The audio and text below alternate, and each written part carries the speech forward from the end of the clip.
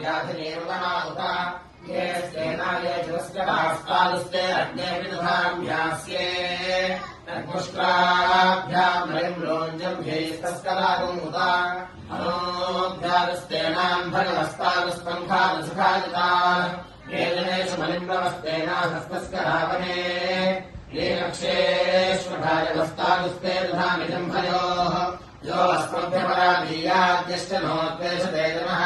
निन्दाद्यो अस्मान्निप्साद्य सर्वन्तम् अस्मसाकुरु तनोषिजम् मे ब्रह्मजनोषिजम् वीर्यम् बलम् तनोषिजम् क्षत्रम् जिष्णयस्याहमस्मि पुरोहितः वेदाम् बाहो अतिरमुदर्चुदूबलम् शृणोमि ब्रह्मणा मित्रान्वयामि स्वागुम् अहम् वृषामो रुक्म उर्व्याप्यद्यौ दुर्मर्शमायुश्रियेरुषाणः अग्निरमुदो अभवद्वयो निर्मिलेन द्यौरजनेत्सुरेकाः विश्वारूपाणि